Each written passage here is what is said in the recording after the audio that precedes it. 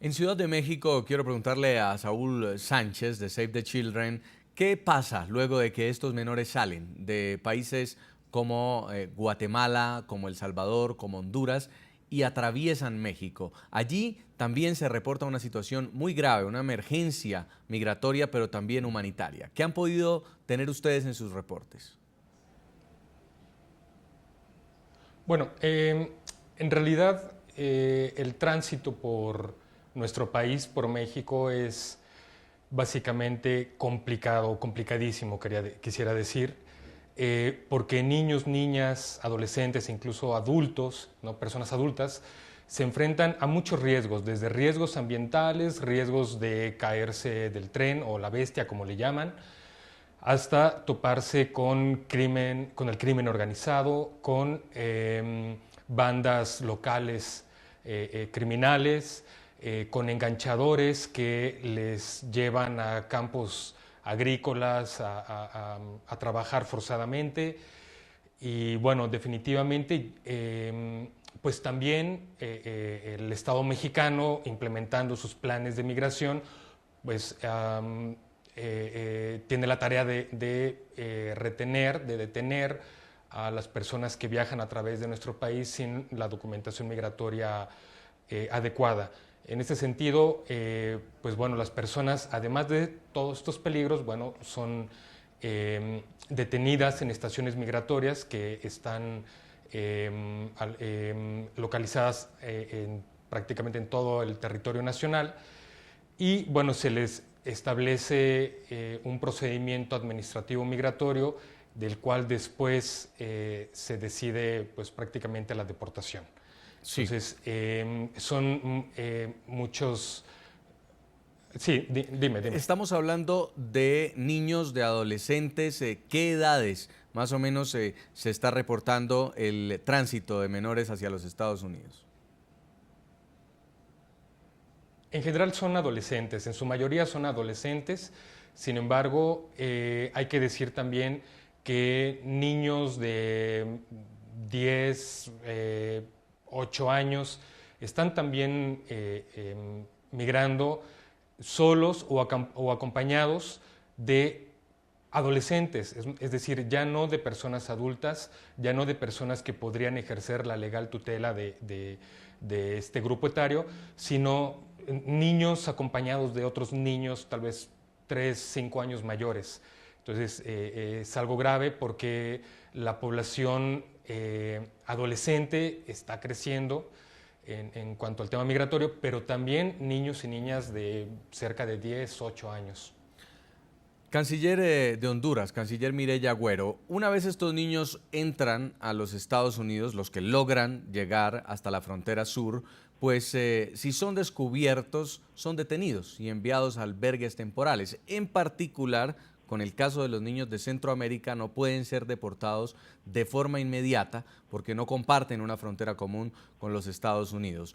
¿Cuál va a ser la solución para estos niños que están en estos albergues temporales a la espera de saber qué va a ocurrir con ellos?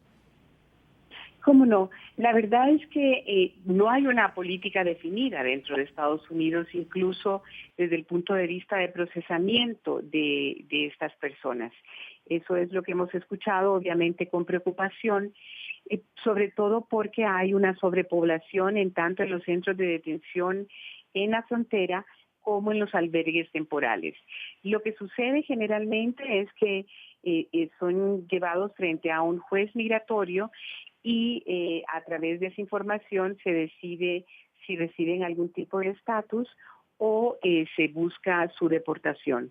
Los dos elementos que nosotros hemos estado posicionando son efectivamente el tema de la reunificación familiar y luego es que prive el principio universal contemplado en el derecho internacional humanitario y de derechos humanos, sobre todo de la niñez, que es el interés superior del niño, que es lo que más va a convenir al niño. Si estar en una situación indeterminada y luego pasar a una situación de tutela o regresar a su país de origen. El presidente de El Salvador ha confirmado, canciller, que han solicitado junto con el presidente de Honduras y el presidente de Guatemala una reunión al presidente Barack Obama. Quieren elevar esta situación directamente al presidente de los Estados Unidos. ¿Hay una respuesta ya? Sí, aunque todavía está en una etapa embrionaria esta iniciativa, pero efectivamente lo que hemos escuchado de Estados Unidos es más bien un interés también de parte del gobierno de Estados Unidos de poder posicionar esto en la arena política en este momento también del país. Como usted sabe, una es la posición del Ejecutivo y el presidente Obama ha sido muy claro en urgir a todas las partes involucradas sobre el tema de una reforma migratoria. Y evidentemente esta crisis, esta emergencia humanitaria, refuerza la noción de la necesidad de fijación de una política migratoria. Así que sí, efectivamente hay posibilidades de que este encuentro al más alto nivel se dé. Hemos estado recibiendo visitas de comités o subcomités del Congreso, específicamente de Estados Unidos, precisamente para verificar en el sitio cuáles son nuestras posibilidades de recepción en cuanto a la repatriación de estos deportados y además viendo posibilidades de trabajar conjuntamente en proyectos de reinserción, porque efectivamente esto causa un impacto social bastante importante en todos nuestros países. Canciller, usted hablaba de corresponsabilidad, pero en el hecho de que se llegue a dar esta reunión entre los presidentes de Centroamérica y el presidente Barack Obama, ¿quién tiene mayor responsabilidad en lo que significa no permitir la reunificación familiar? En este caso, Honduras, por ejemplo, que no le da las garantías a los ciudadanos o la estabilidad para que tengan un futuro en su país, o el gobierno norteamericano que decide no darles la posibilidad de estar libres en la Unión Americana para reencontrarse con sus padres a los niños. Sin perjuicio de que Honduras considera que es un tanto estéril señalar y hacer culpabilizaciones a unos y a otros, el presidente esta mañana fue muy claro en poner en contexto y hacer un paralelo innegable alrededor de lo que es el tema de la narcoactividad en Honduras y de dónde proviene el mayor flujo de migrantes hacia Estados Unidos. Hay una correlación directa precisamente que nos ha sido documentada y proporcionada por el propio gobierno de Estados Unidos, en que hay una relación imperdible desde el punto de vista de los principales focos poblacionales donde se originan los movimientos humanos más importantes, que corresponden también a los sitios donde hay una narcoactividad y posiciones muy fuertes del crimen organizado transnacional. Entonces, desde ese punto de vista, obviamente, Honduras tiene un costo altísimo desde el punto de vista del manejo de su seguridad. Corresponde a un porcentaje cerca del 20% de nuestro Producto Interno Bruto, y esto obviamente impacta nuestros programas sociales, etcétera. Sí. Pero al mismo tiempo, lo que pasa es que somos el tránsito obligado entre los consumidores de drogas en el norte y los productores de droga en el sur. Entonces, de ahí que cuando hablamos de corresponsabilidad, esto tiene una relación directa con lo que llamamos el principio de responsabilidad compartida, pero diferenciada desde el punto de vista del narcotráfico. Pues queremos agradecerle mucho, señora Mireya Agüero, canciller de Honduras en Tegucigalpa. Esperamos que este momento en el que el tema ha tomado una dimensión internacional puedan encontrarse soluciones prontas a un problema que no es nuevo y que lleva muchos años en el tema de la migración infantil desde Centroamérica hacia los Estados Unidos. Muy amable. Así es. Gracias a ustedes por el espacio. Buenas noches. Vamos a hacer un contacto en San Salvador con Gordon Jonathan Lewis. Él es representante de UNICEF en El Salvador. Es otro de los países de Centroamérica que está viviendo este flagelo, que hace parte de la emergencia humanitaria que termina en la frontera sur de los Estados Unidos. Señor Jonathan Lewis, bienvenido a la noche. Hola, ¿qué tal? Buenas noches. ¿Hay garantías en este momento en un país como El Salvador en caso de que estos menores sean deportados o quieran regresar a su país?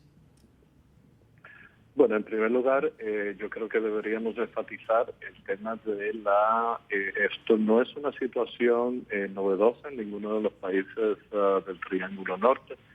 Acá en El Salvador se reciben en el centro de recepción del gobierno aproximadamente entre 50 y 60 niños a diario, provenientes particularmente de México y de Guatemala, donde por lo general la deportación es de naturaleza inmediata. Entonces, la pregunta relacionada con las garantías, la respuesta es básicamente el Estado salvadoreño siempre ha tenido una respuesta para estos niños que vienen deportados de otros países. En la actualidad, el gran desafío es poder aumentar las capacidades de recepción en el momento cuando los niños que se encuentran en este momento en los centros de detención en los Estados Unidos comiencen a retornar en números posiblemente mayores y que esto pueda tener un impacto sobre la capacidad. Pero ahí uno de los primeros pasos que ha tomado el gobierno salvadoreño es un análisis comprensivo de las capacidades de recepción para determinar qué más tendríamos que hacer con el apoyo obviamente de diferentes actores de la cooperación internacional para poder fortalecer estas capacidades. Ahora, no es solamente responder a las capacidades en los centros de detención. Hay mucho más que tiene que hacerse a partir de ese momento, y uno de los puntos o de los momentos clave es la eventual reunificación familiar con las familias que se encuentran acá en El Salvador. Ahí ahora, es un proceso... ¿sí? Estamos hablando mucho de los peligros a los que se ven sometidos estos menores en su travesía por llegar a los Estados Unidos, pero también hay peligro del que están huyendo de sus países. Por ejemplo, El Salvador ha sido un país muy azotado por la violencia, por el tema de las pandillas que reclutan menores. ¿Cómo entonces permitir que un menor se devuelva si sigue expuesto a una condición en la que también pueden ser violados sus derechos humanos? Ahí tú tienes toda la razón de que tenemos que tener una comprensión muy, pero que muy buena de los factores de expulsión, y se ha dicho repetidamente y nosotros subrayamos este análisis de que las causas son de diferentes factores. Te quiero meramente y muy rápidamente darte 3 ejemplos acá en El Salvador de por qué esto es multicausal. Voy a comenzar con el tema de la desintegración familiar. Casi el 40% del total de la población infantil en el país, o sea, casi 1 millón de niños en este país, viven en hogares que se pueden llamar de familias desarticuladas, con por lo menos un padre o ambos viviendo fuera de ese entorno hogareño. Número 2, el 70% de niños que viven en hogares pobres no reciben ningún tipo de protección social. Y tercero está el tema, como lo mencionas, de la inseguridad. Entre el año 2005 y el 2013 en El Salvador fueron asesinados o fueron víctimas de homicidios más de 6.200 niños, niñas y adolescentes. Entonces, el tema no es únicamente si es que regresan a comunidades inseguras o comunidades violentas. La gran pregunta es si el retorno es a un ambiente y a un entorno que les proteja los derechos. Ahí es donde entran las capacidades del Estado de poder hacer una evaluación en el momento de la recepción en estas familias, si existen garantías de proteger sus derechos o si el niño se encontrará en una situación de aún mayor vulneración de sus derechos. En el caso de que sea el segundo, el Estado tiene varias modalidades para poder garantizar de que esos niños encuentren otras opciones y que no sean sujetas a esta vulneración adicional. Pues es el reporte de Gordon Jonathan Lewis, representante de UNICEF en El Salvador. Muchas gracias por este tiempo, por habernos enterado aquí en el programa La Noche de NTN 24 lo que está ocurriendo en ese país centroamericano. Muy amable. Por supuesto, muchas gracias.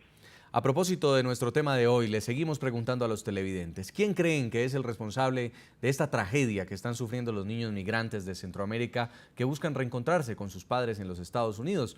Los invitamos a que sigan respondiendo a través de las cuentas de Twitter del equipo periodístico del programa La Noche. Y vamos a leer algunos mensajes a esta hora de los tuiteros. Chelina nos escribe, de los padres y del país de donde proceden.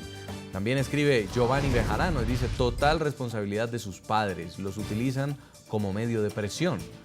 Diana Jaramillo, Escribe, los gobiernos que no crean condiciones económicas aceptables para sus ciudadanos. Vamos a hacer una pausa y al regreso estaremos evaluando otro drama, otra tragedia que fue registrada en Michoacán, en México, y fueron encontrados niños en un albergue para menores víctimas de abusos. Ya volvemos y les contamos de qué se trata. Ya regresamos con La Noche.